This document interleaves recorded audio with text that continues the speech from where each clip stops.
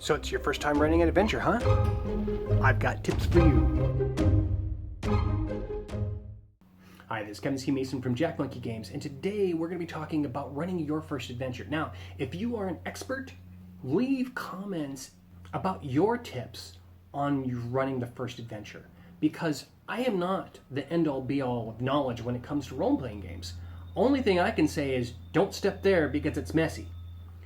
I want to hear from you guys because there's some really awesome game masters out there, and I know a few of you guys have been watching. So, you got your character sheets, you got your dice, you got your new books. Now what? Thank you. Welcome to the hobby. It's a fantastic thing. There's a reason why I've been doing this for almost 25, 30 years. It's an awesome way to spend a night hanging out with your buddies and having a blast. Now, the first thing that you need to realize is that if you're running a game for the first time, I bet you're a little nervous. Maybe you've got some really great ideas and you want to tell this amazing story. So, the first thing we need to do is set the expectations with the players. Okay, let them know that this is going to be your first time running, and find out if anyone's played before. If no one's played before, you're going to be having a blast. It's going to be a lot of fun. There's been a couple players that have played before. It's also going to be a blast, but you need to talk to them a little bit first and set the appropriate expectations that this is the first time you're running a game. Pre-generate your characters. I know, people hate pre-generated characters, but the last thing you want is someone to bring in a character that you have no idea how to run.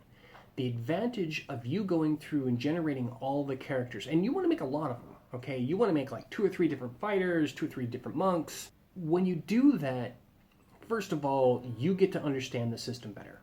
You also get a familiarity with all the characters and what they're capable of doing. There's nothing worse than running a game and someone pulling out their 27th level Paladin when you're running all first level characters and you're like, I don't understand what that feat is. It can really derail your game. So if you pre-generate the characters, it makes life a lot easier. Also, it prevents problems with continuity. So imagine this. You're running a game and you come up with this great plot idea where goblins have killed the grandfather of the paladin.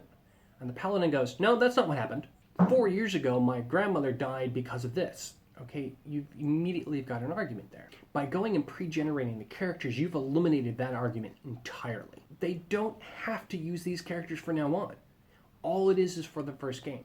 Now, I have found that every time I pre-generated characters, the players ended up wanting to keep the characters.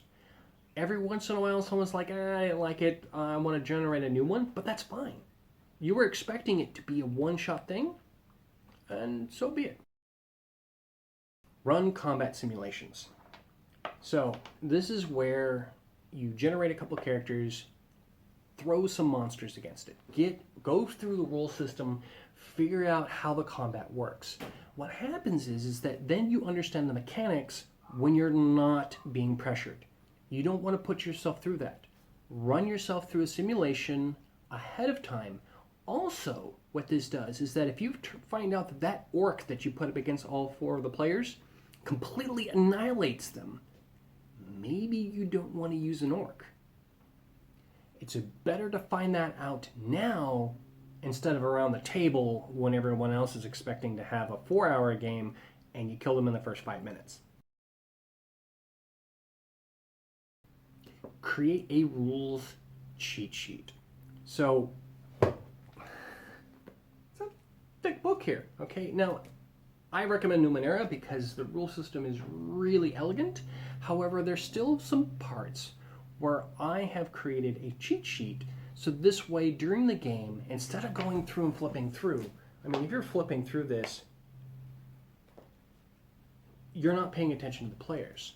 So I highly recommend creating a cheat sheet so this way, instead of going through this, you can go through this. You can have the answers right then and there. So pick the rules that you're having the hardest time memorizing. For example, in Shadowrun, 5th edition, the initiative rules kind of broke my head because I was used to running 3rd edition. So I have the rules printed out on a cheat sheet behind my Gamemasters screen before I even start.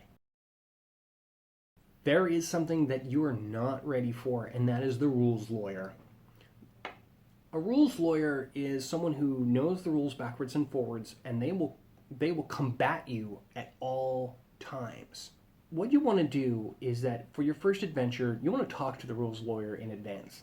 Say, hey, look, this is my first game. I need some help. The moment you do that, that rules lawyer has now become your walking encyclopedia that is going to do the same thing as one of those cheat sheets. Now, what you want to do is let them know ahead of time that, hey, look, I need some help, but we want to focus on keeping the flow of the game.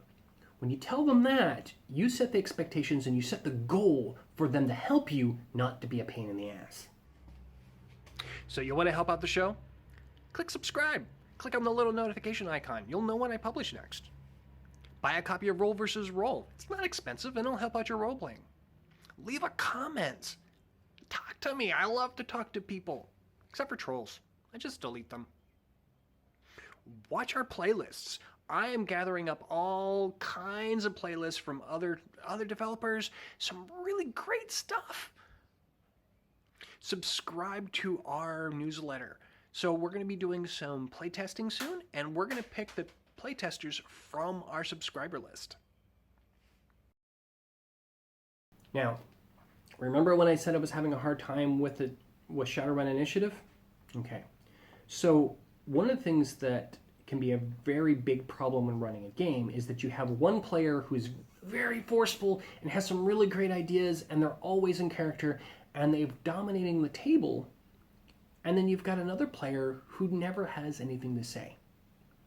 So what you want to do is that you want to go and keep a mental track of who's doing all the talking and who's not. How I do it is I go around the table. I don't know why I go counterclockwise, but I do. For the first game, maybe the initiative system is not the best way of doing it. Go around the table. Make sure that everyone has a chance to talk. Make sure everyone has a chance to move. It is better to go and have everyone move once and completely forget the rules than have that one player completely dominate and having 3 other players wondering what's happening and twiddling their thumbs and waiting for their turn. Okay, here's the most important. Have fun. If you're not having fun, you're doing it wrong. I don't care about the system. I don't care about the mechanics. I don't care if you completely destroy the shotgun mechanics for Shadowrun the first time around. It doesn't matter.